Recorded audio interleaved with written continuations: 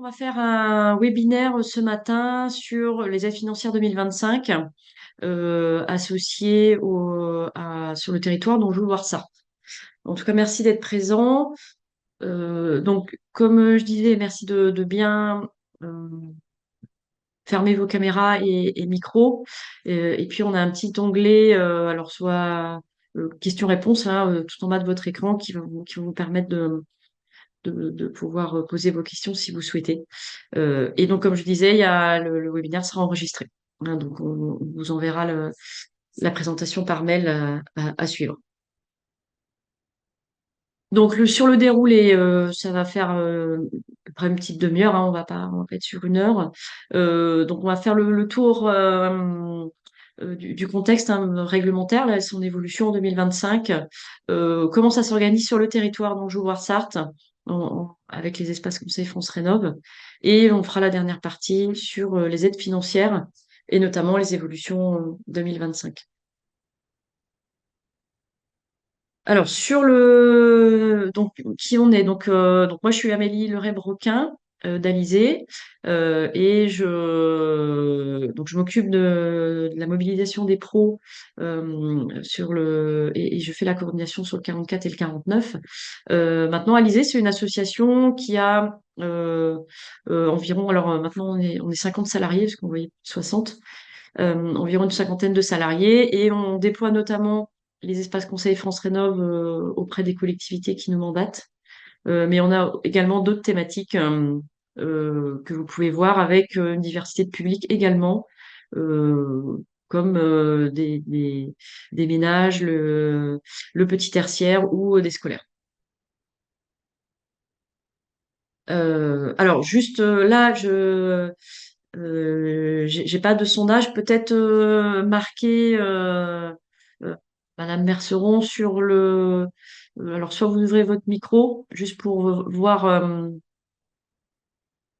sur quel corps de métier vous êtes, si je vous entends. Je sais pas si vous arrivez à. Oui, le micro a pas l'air de fonctionner. Bah, mettez-moi juste votre corps de métier dans le chat. Ok, assistant en maîtrise d'ouvrage. Ok, ça marche. Euh, Ça marche. Bon, donc on va rentrer dans le contexte des évolutions réglementaires. Donc, juste pour remettre rapidement le contexte hein, sur les passeports thermiques et les 5 millions qu'on a aujourd'hui. Donc, peut-être qu'on aura des chiffres en 2025 qui seront actualisés pour l'observatoire du DPE. Et par rapport à l'ensemble des logements, sur l'étude de l'ADEME qui avait regardé un petit peu les typologies de travaux, on pouvait remarquer que 75% des travaux de rénovation ne permettaient pas de changer de classe énergétique. Donc ça, c'était une source de 2017. Il n'y a pas eu forcément de réactualisation. Ça serait intéressant de voir comment ça s'actualise aujourd'hui avec la démarche de l'État sur la réno globale, puisque depuis, l'État avait fait évoluer les aides financières. Euh, et donc, du coup, l'État a donc mis en place des mesures incitatives, donc on va les voir tout à l'heure hein, sur les aides financières, des services d'accompagnement, donc c'est tout l'écosystème autour de France Rénov, donc on va creuser aussi un petit peu.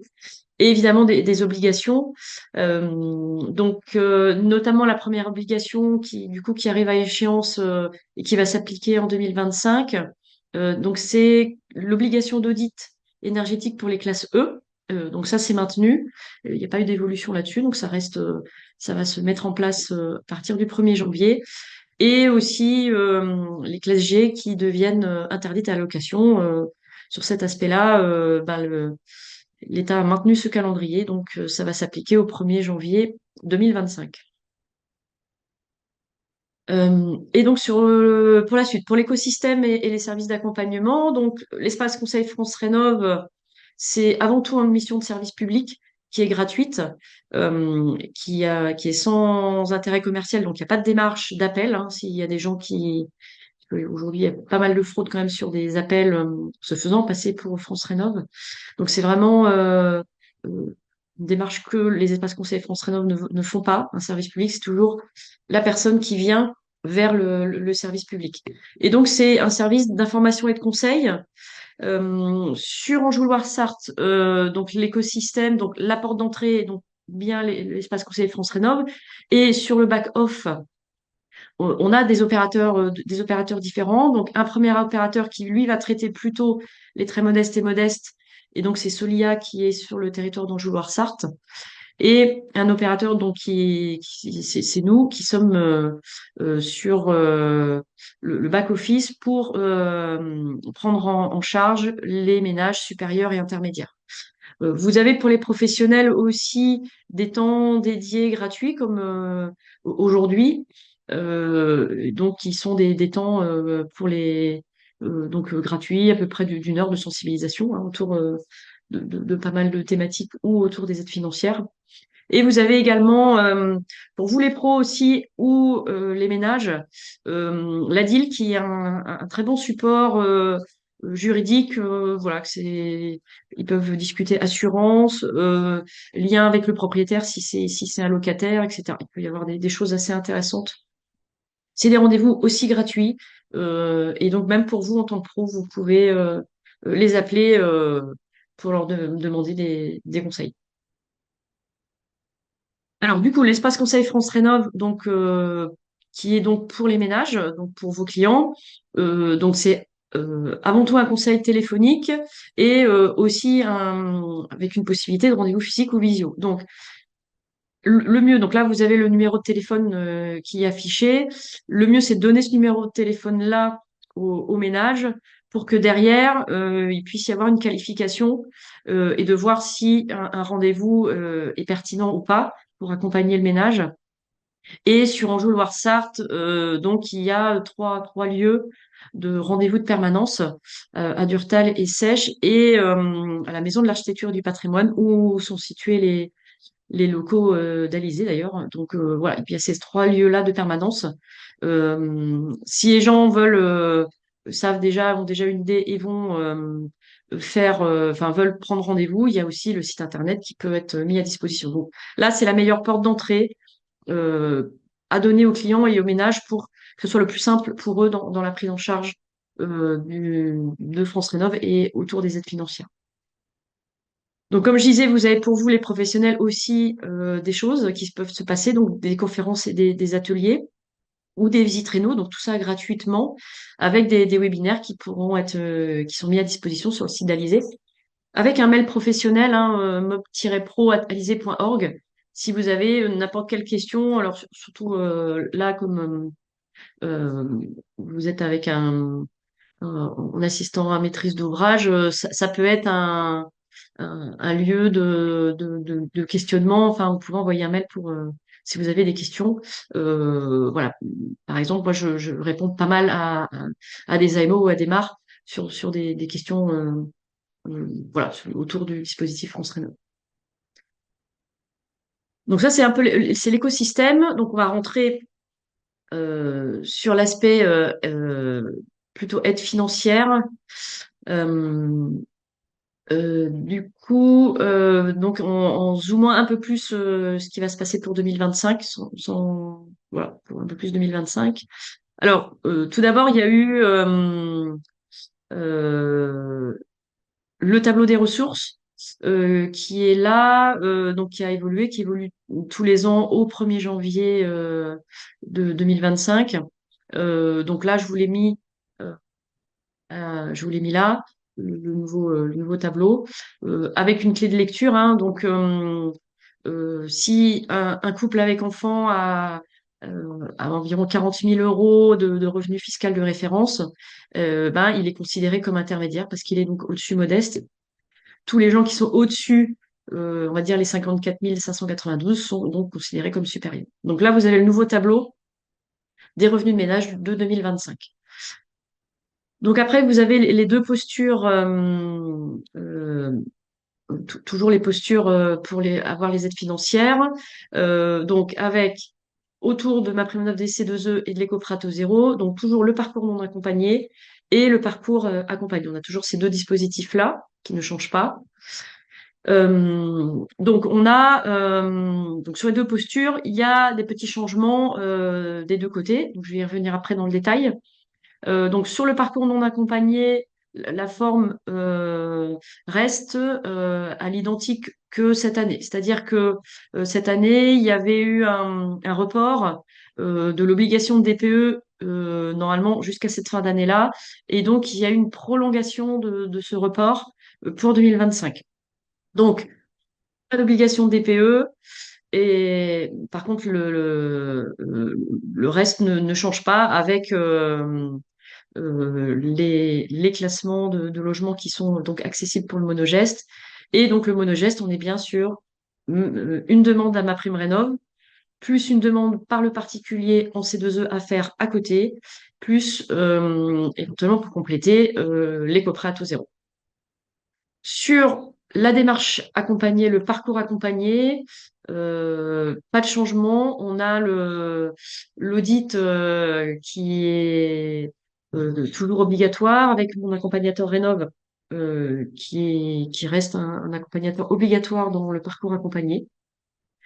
Et puis les contraintes de saut de classe sont le contenu à l'intérieur. Alors on va y revenir un petit peu plus dans le détail, mais change un tout petit peu. Et donc, la démarche, c'est bien de demander ma prime rénov, éventuellement complétée par un éco-prêt, mais sans demande de ces deux E. Alors, pour rentrer un petit peu plus dans le détail du parcours non accompagné, donc ce que je disais, c'est que le format de DPE non obligatoire donc, est prolongé jusqu'en 2026. Le fait que les classes énergétiques F et G peuvent continuer à demander le monogeste est bien aussi prolongé en 2026.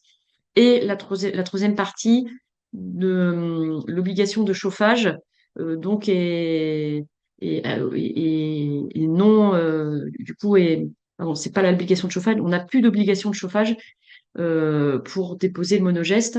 Et donc ça, c'est aussi prolongé en 2026. Donc les trois éléments qui avaient été suspendus en 2025 sont, en 2024, pardon, sont suspendus de nouveau en 2025. Donc on est sur un parcours monogeste où on peut demander tous les gestes qu'on souhaite, chauffage ou isolation ou eau chaude, avec du complément ventilation énergétique. Ça, il n'y a pas de changement là-dessus. La partie qui change un peu plus, c'est sur dans le parcours non accompagné, pardon. C'est surtout les forfaits sur la biomasse qui baissent. Donc, je vous ai mis là le tableau, le nouveau tableau des aides financières sur la biomasse. Donc, c'est environ 30% de baisse. Et l'autre point saillant, c'est les avances pour les très modestes qui ont été baissées et donc qui maintenant ne sont plus qu'à 50% alors qu'ils étaient à 70%. Donc ça, c'est autour du monogeste, les évolutions pour 2025. Sur le parcours accompagné, donc le contenu reste le même. La modification, donc compte le même par rapport aux deux sauts de classe énergétique, les deux gestes d'isolation, le MAR obligatoire, le parcours par étapes aussi. L'évolution est sur le compromis de vente qui maintenant est accepté dans les dossiers MaPrimeRénov' à partir du 1er janvier 2025, et alors que jusqu'à maintenant, c'était donc l'acte de propriété qui était demandé. Donc là, on a cette évolution-là. Sur les critères techniques du parcours accompagné, pas de changement. Donc, je vous les ai remis pour que vous puissiez de nouveau prendre note. Il n'y a aucune évolution en 2025 sur ces critères techniques. L'autre partie qui change en 2025 sur le parcours accompagné porte sur les montants et notamment les taux.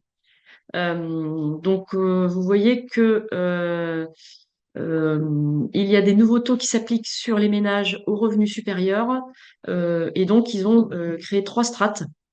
Et donc je vous ai mis les pourcentages là. Donc avant on était donc à 30% et donc on baisse à 10% pour les deux sauts de classe, les trois sauts de classe à 15% et les quatre sauts de classe et plus à 20%. Donc ça c'est les nouveaux taux qui s'appliquent.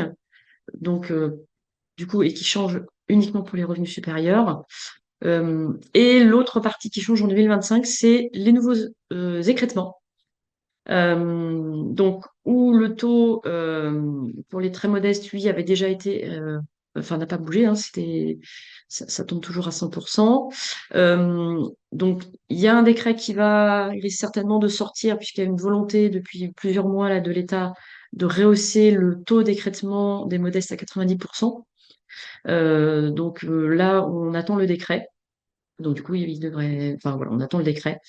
Et donc les ménages intermédiaires seraient à 80% et euh, donc les revenus supérieurs montent à 50%. Donc là, il y a une évolution euh, vers le haut des écrêtements euh, pour tous. Voilà, donc ça, c'est les principaux changements sur le parcours accompagné. Et effectivement, les aides locales font toujours, enfin, bien préciser qu'elles font bien partie du calcul d'écrêtement.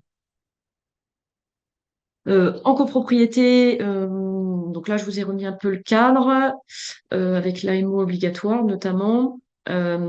Et la particularité sur 2025, c'est le changement d'arrêt du financement de chaudière gaz en 2025 euh, pour la copro. Donc voilà, donc il y a des petits détails alors en fonction des dossiers, enfin il y aura des choses à voir. En tout cas, il faut avoir en tête qu'il y a l'arrêt de financement des chaudières gaz. Voilà, donc ça va être quelque chose d'important à prendre en compte, surtout qu'en copro, il peut y avoir souvent des chaudières gaz qui sont dans ce type de logement-là. Voilà, je vous ai laissé les autres pourcentages d'aide à la propriété ne changent pas en 2025. En tout cas, aujourd'hui, il n'y a pas de changement. On a toujours le TVA réduit pour les travaux énergétiques et les travaux induits. Euh, donc, ce qu'il faut bien avoir en tête, donc il y a un guide hein, des bonnes pratiques pour les professionnels sur les travaux induits. Si vous voulez, je peux vous le faire passer ou n'hésitez pas à demander sur le mail Mob des Pros, là, comme je vous le notais au début, si vous voulez récupérer ces éléments-là ou si vous avez des questions sur les travaux induits. Voilà, il y a des choses qui sont faites. Les travaux induits sont considérés sur des travaux indissociables des travaux énergétiques. Donc, l'exemple peut se faire, par exemple, sur des travaux de menuiserie où il y a une ITE et donc le volet est obligé d'être déposé et on a un bloc, enfin voilà, d'être déposé.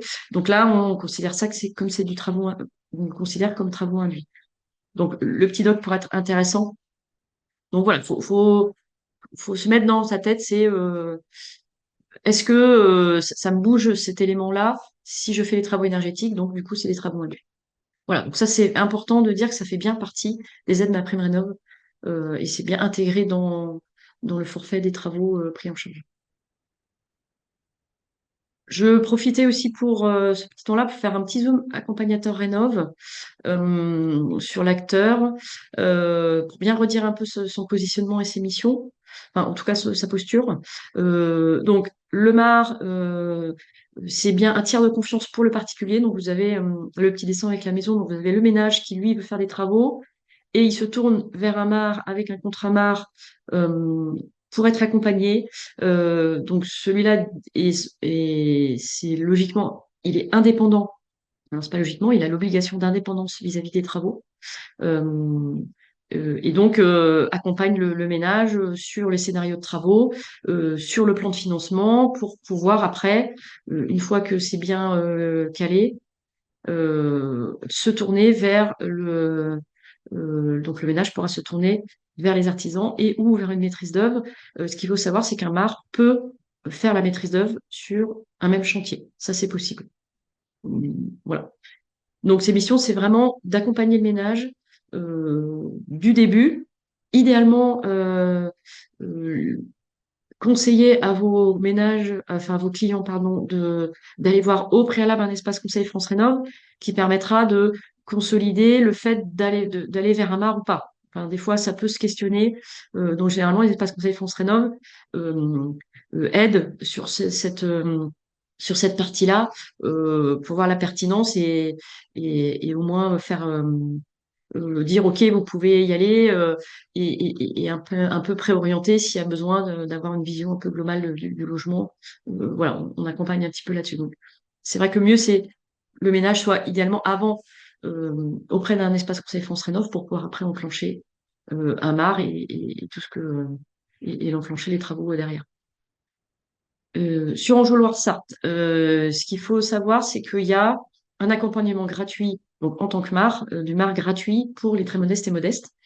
Donc là, comme je vous disais tout à l'heure, c'est Solia qui va faire la prestation. Donc ça, il faut le savoir. Euh, et donc, si les ménages peuvent aussi ne pas passer par l'opérateur de la collectivité, c'est possible. Auquel cas, il a le droit de se diriger vers un bar privé, mais effectivement, il paiera la prestation, euh, avec toujours une partie de la prise en charge par l'État. Et donc, mais il peut faire la démarche d'aller voir un bar privé, de déposer seul un dossier au niveau de ma prime rénov Anna et faire une démarche complètement en dehors de la proposition de Joël Warsart de faire ça de façon gratuite avec Solier. C'est complètement possible. Et donc les ménages intermédiaires et supérieurs, eux, du coup, sur le territoire, bah, c'est le secteur privé qui, qui pourra répondre en tant que mon accompagnateur Rénov. Donc, comme je vous disais, si une personne très modeste prend un marque privé et donc ne veut pas rentrer dans le dispositif gratuit prévu par le territoire, donc il aura un financement de l'État à hauteur de 2 000 euros puisque le plafonnement de l'État est à 2 000 euros et qu'il a 100% euh, d'aide financière. Donc voilà, donc il pourra avoir 2 000 euros sur un art privé et un modeste, donc les 80% des 2 000 euros pour voilà. Et donc l'écrément se fait comme ça. Le paiement du MAR, lui, se fait en même temps que la dépose du dossier euh, d'aide financière des travaux. Et tout se fait en même temps. Voilà.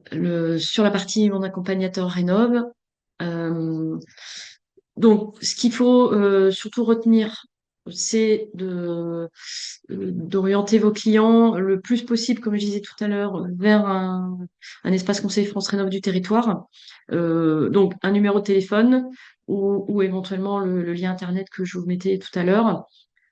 C'est important pour ne pas vous à avoir un regard sur notamment les aides locales, puisque ça souvent bah, c'est les choses qui ne sont pas vues, qui ne sont pas connues. Bon, sur Anjou-Loire-Sarthe, il n'y a pas d'aide locale donc qui sont proposées.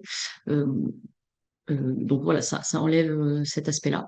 Néanmoins, c'est vrai que le mieux, c'est quand même de les orienter vers un espace conseil, parce que l'enjeu, c'est effectivement pour les espaces conseils France Rénov, c'est de, de, de donner des éléments qui permettent aux ménages d'être le plus éclairés possible par rapport à leur choix de travaux et par rapport à leur projet de travaux global. Avoir une vision globale au maximum. Voilà, j'ai fait le tour des éléments structurants sur les aides financières. Je vous ai remis le numéro de téléphone euh, pour pouvoir donner ça à à vos ménages, enfin à vos clients, pardon. Euh, voilà. En tout cas, merci pour votre attention.